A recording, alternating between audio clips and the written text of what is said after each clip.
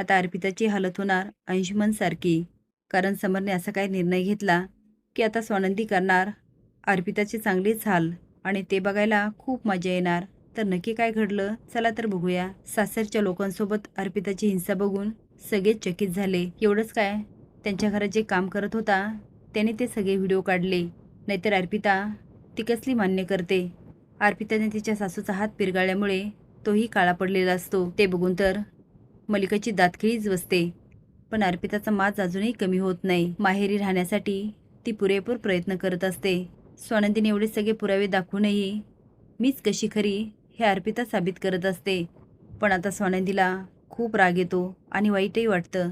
ती एवढी चिडते आणि म्हणते, तुम्हाला आईचकडं राहायचं, मग तुम्ही लग्न कशाला केलं? अर्पिता म्हणते, दादा यांच्याकडे आपल्यासारखं घर होतं पण आता नाही आहे. राजवडे आहे मी, खूप पैसा आहे माझ्याकडे. सासरच्या लोकांकडे हात करत म्हणते, यांच्यासाठी मी का काम करू? मी राणीसारखे राहते आणि राहणार आणि माझं कुणी काही बिघडू शकत नाही. आणि स्वानंदी तर नाहीच नाही, कारण माझ्या नादी लागायची हिची लायकीच नाही आहे. चला चालते व्हा इथून. आता अर्पिता एवढी बोलत असते की समोर मोठ्याने ओरडतो, अर्पिता.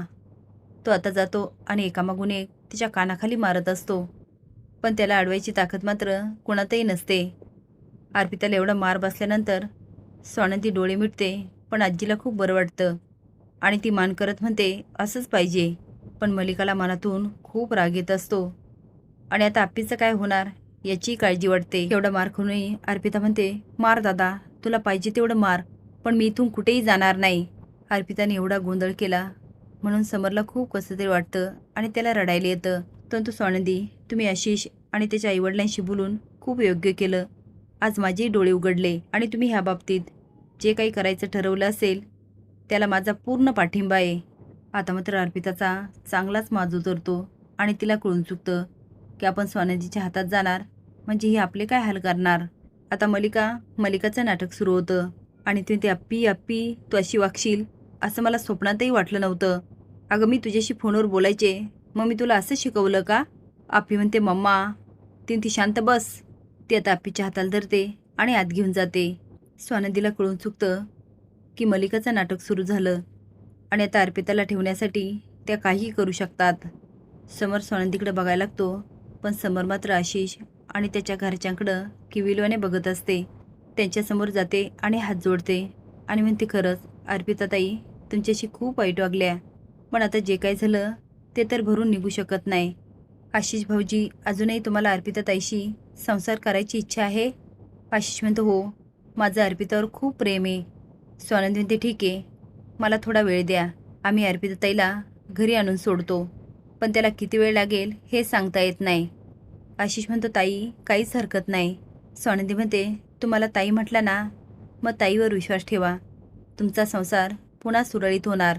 समर हात जोडून म्हणतो, खरंच मला माफ करा.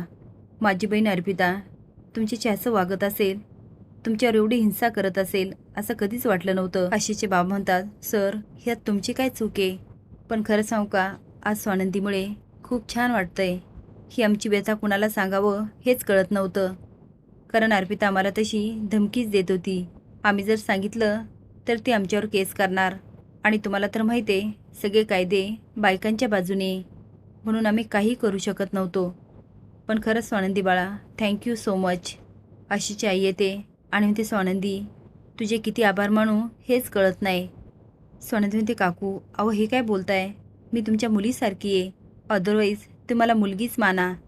आजी म्हणते, खरंच अर्पिताच्या वतीने मी माफी मागते. ते म्हणतात, आजी खरंच तुम्ही माफी मागून आम्हाला लाजू नका. आजी म्हणते, विश्वास ठेवा, स्वानंदी सगळे ठीक करेल. ते आता नमस्कार करतात आणि निघून जातात. समोर रूममध्ये जातो, पण स्वानंदी मात्र मलिकाच्या रूमकडे बघत असते. मलिका, अर्पिता, अंशुमन आणि सुश एका रूममध्ये जातात. अर्पिता म्हणते, ह्या स्वानंदीने माझा सगळा डाव उधळून लावला. मलिका तिच्या डोक्यात मारत म्हणते, आप्पे तुला काय गरज होती त्या लोकांना त्रास द्यायची? अर्पिता म्हणते, मम्मा मला त्यांचा खूप राग येतो, त्यांना बघितलं ना मला अशी तिडीक उठते. मी तर फक्त त्रास दिला, नाहीतर त्यांचा जीवच घ्यावा वाटत होता. मलिका म्हणते, हे सगळं त्या स्वानंदीमुळे घडलं, मी त्या स्वानंदीला सोडणार नाही. मंदाकिनीच्या बोलण्यामुळे आणि अर्पिताच्या काळजीमुळे आदिराला खूप वाईट वाटत असतं. रोहन म्हणतो, आदिरा सोड ना, तू एक काम कर, घरी फोन कर आणि अर्पिता ताईची चौकशी कर. आदिराचा फोन येतो पण कुणीच उचलत नाही.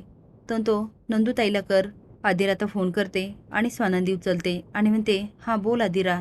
ती नंदूताई, अर्पिता ताई फोन का नाही उचलते, ती बरी आहे ना? स्वानंदी म्हणते, आदिरा इथे खूप मोठा गोंधळ झाला. आदिरा म्हणते, गोंधळ म्हणजे काय झालं? ते आता झालेला प्रकार आदिराला सांगत असते आणि आदिराच्या पायाखालची जमीनच सरकते. ओ माय गॉड, अर्पिता ताई तिच्या सासरकडच्या लोकांशी असं कसं वागू शकते? स्वानंदी म्हणते, आदिरा मी तुला करते नंतर फोन. ती हो हो नंदूताई. आता आदिरा रोहनला सगळं सांगत असते. स्वानंदी रूममध्ये जाते तेव्हा समोर शांत उभा असतो. स्वानंदी म्हणते, राजवाडे तो अर्पिता अशी कशी वागू शकते? खरंच आज त्या लोकांसमोर मला खूप लाजिरवाणी वाटलं.